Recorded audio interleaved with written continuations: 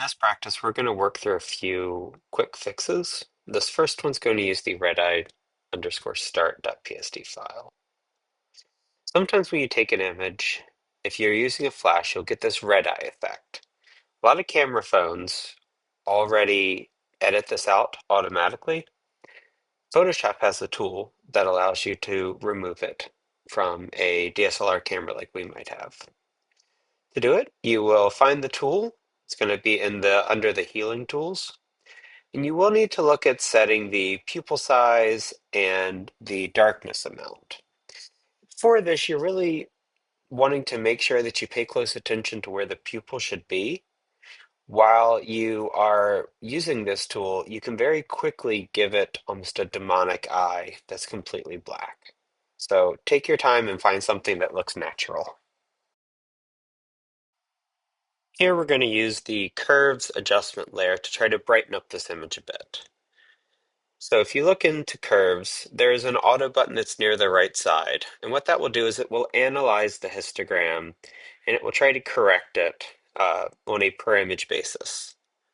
Now, under presets, there's also a lighter RGB preset.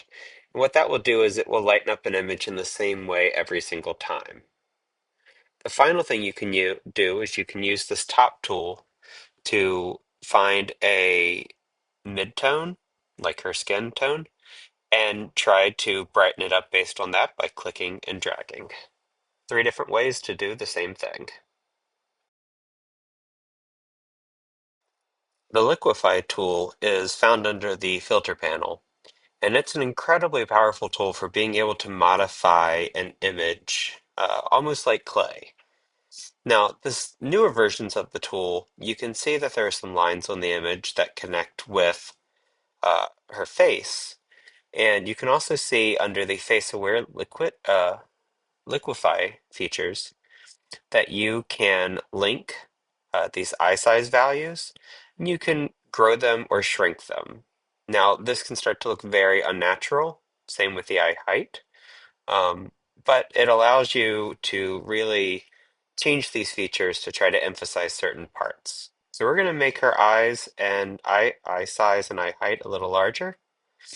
We're going to use the smile feature under mouth to give her mouth a little bit of a smile. And we're going to make her lips just slightly fuller. Under face shape, you can see that we have some different features here, uh, like jawline and face width. And so what we're going to do is we're going to modify these to just give her a little bit of um, a sort of fuller face. So these would also be the types of features that you may see influencers use to modify their photos a little bit. These are also the types of things that you may see celebrities use in magazine spreads or photo shoots. So go ahead and set these to something that look natural, and when you're done, click OK.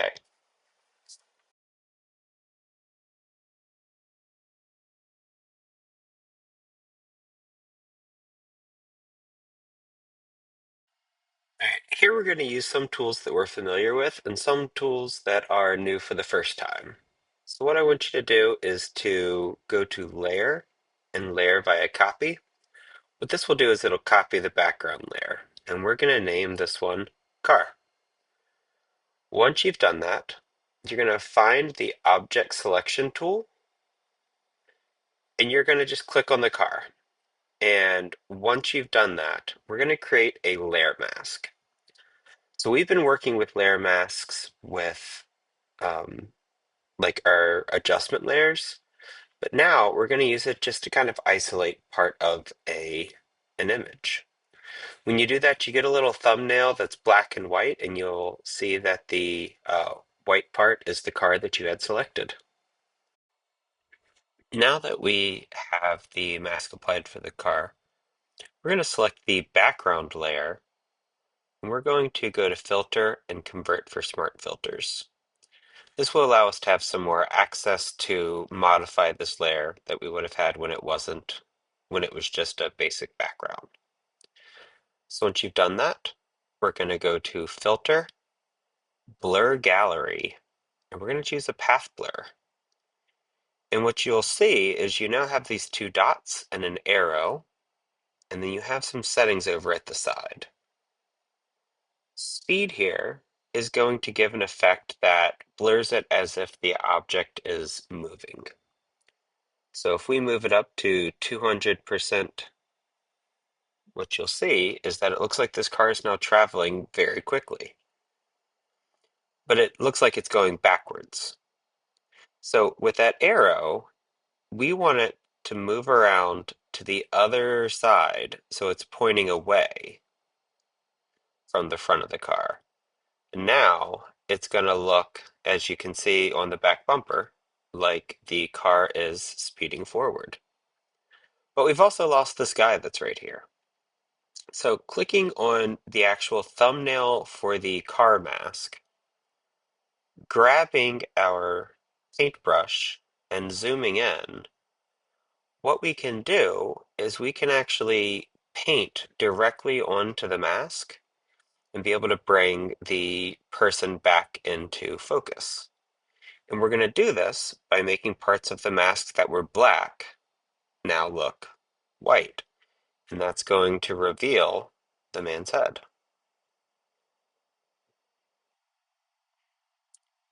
To really make this look nice, we did set we didn't have the hardness at 100%. And you can see, if we turn off the layers, the two different style effects that we've combined.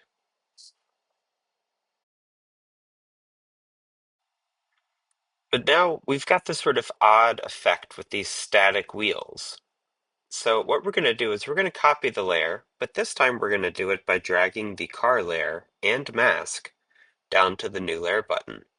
This is a different way of copying the layer. Once you've done that, we are going to delete the layer mask so that we are left with just the layer.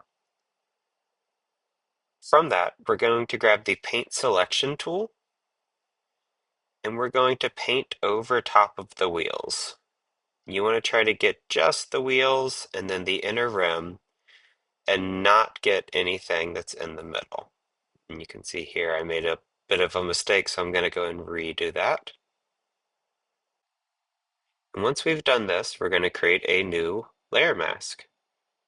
And this mask, instead of isolating the car, it's going to isolate just the tires. And the nice thing is, because the tires are included in the car layer as well, any places where there may have been odd overlap will be ignored. So we're going to go up to filter, and this time, instead of choosing path blur, we're going to choose spin blur.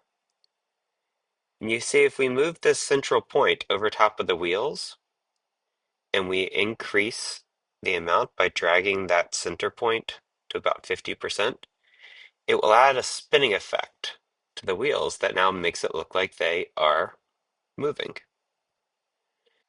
And from that still shot, we are able to make this final image of a car in motion.